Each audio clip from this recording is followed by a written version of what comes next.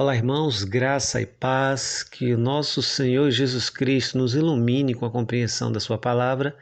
Eu me chamo Pastor Luciano Novaes Cardoso e quero, em mais uma oportunidade, compartilhar com você de uma porção da palavra de Deus.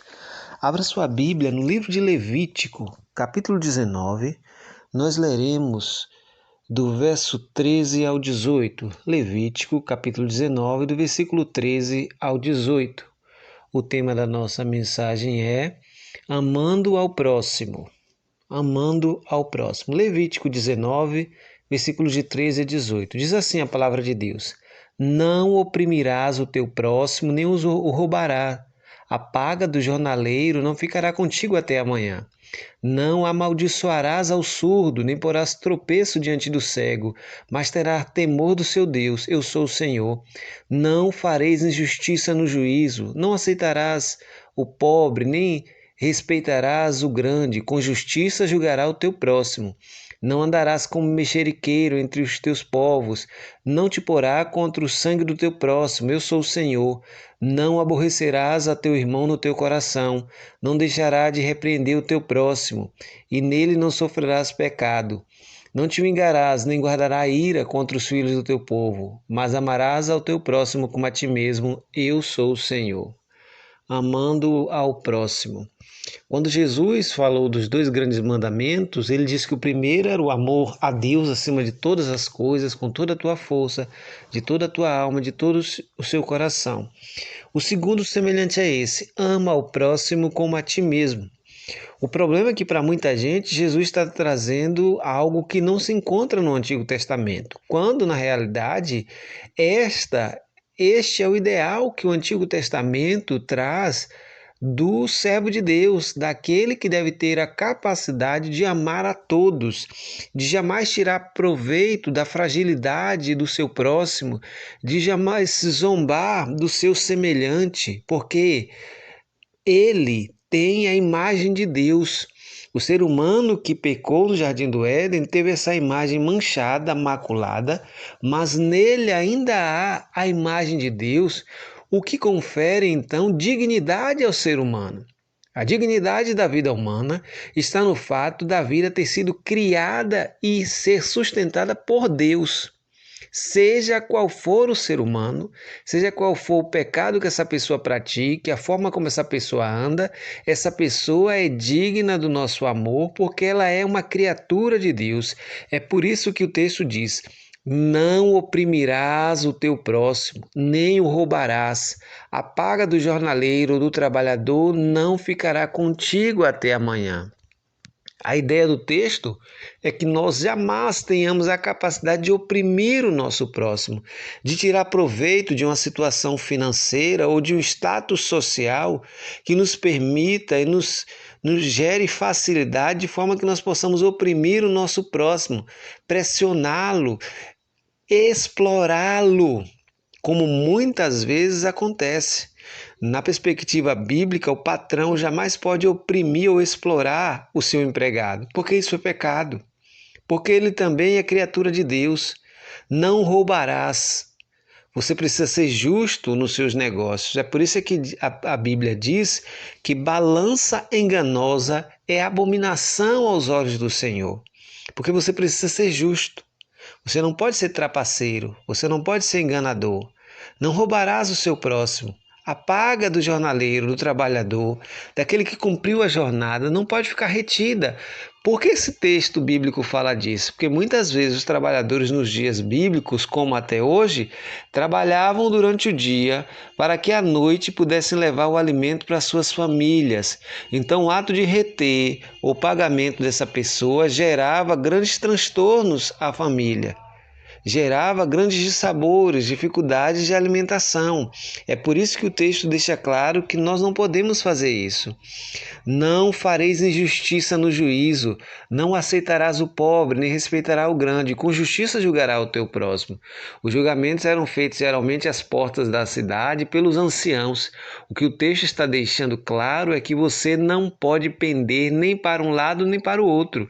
Você não pode permitir, porque uma pessoa é pobre, que ela tenha privilégios, nem tampouco temer o rico pela sua posição ou grande. Julgarás com justiça. independente de quem seja, independente da classe social. O versículo 16 traz um grande alerta para as nossas relações, para algo que macula muito o amor, que pelo contrário promove ódio, promove contenda, promove dissensão. Não andarás como mexeriqueiro entre os teus povos, não te porás contra o sangue do teu próximo, eu sou o Senhor. Fuxico, fofoca só promove contenda. Isso é abominação a Deus desde o Antigo Testamento. O mexeriqueiro espalha contenda, espalha maledicência, espalha difamação. Ele é um promotor da separação, da fratura, da facção entre as pessoas, porque é ele que leva muitas vezes a palavra maldita de alguém, a palavra mal colocada, uma expressão ruim, e aquele indivíduo que leva, que faz com que aquilo chegue aos ouvidos do outro, provocando dor, sofrimento, afastamento. Por isso que o mexeriqueiro na Bíblia é condenado. Versículo 17: Não aborrecerás ao teu irmão no teu coração, não deixarás de repreender o teu próximo, e nele não sofrerás pecado. O que a Bíblia está nos dizendo? Não alimente mágoa no seu coração. Não alimente aborrecimento. Pelo contrário, vai até ele e repreende. Foi o que Jesus ensinou. Corrige ele, chama a atenção do seu irmão, chama a atenção, confronte ele com o seu erro, mas não alimente no seu íntimo ressentimento. Se nós seguíssemos esses conselhos, muitos desentendimentos familiares desapareceriam, muitos dissabores, muitas tristezas provocadas porque muitas vezes a pessoa não fala temendo outro tipo de reação, mas alimenta no seu interior sentimentos ruins em relação ao seu próximo. E Deus, que sonda os nossos corações e esquadrinha os nossos rins, vê todas as coisas. O que está oculto aos homens não está oculto a Deus. Não te vingarás, nem guardarás ira contra os filhos do teu povo, mas amarás o teu próximo como a ti mesmo. Eu sou o Senhor. Ao cristão, é categoricamente proibido a vingança. A Bíblia diz: não vos vingueis a vós mesmos. A mim pertence a vingança, diz o Senhor, e eu retribuirei a cada um segundo a sua obra. Deixa com Deus. Se alguém te machucou, se alguém te traiu, se alguém te feriu, entregue nas mãos de Deus, que é justo juiz. Não pratique a vingança. A vingança é terrível para aquele que a pratica. A Bíblia é categórica em dizer que você não pode se vingar. Não dê o troco, entregue nas mãos de Deus, que é justo juiz, ele dará a paga a cada um. Se alguém te feriu, não promova qualquer tipo de retaliação. Isso não é cristão, isso é pagão, isso é pecaminoso. O amor ao próximo é manifesto na vida do cristão, porque ele não se vinga, ele não guarda ira, ele não aborrece o seu próximo, pelo contrário, ele é capaz de repreendê-lo, ele não promove o mexerico, ele não se põe contra o sangue do seu próximo, ele não pratica a injustiça, ele julga retamente, ele não amaldiçoa o surdo, ele não põe tropeço diante do cego, mas tem temor a Deus porque criou a todos esses, ele não oprime ao seu próximo, ele não explora os mais frágeis. Pelo contrário, ele paga o jornaleiro, ele retribui a cada um o seu trabalho. Porque amor na Bíblia é sempre prática, não é sentimento.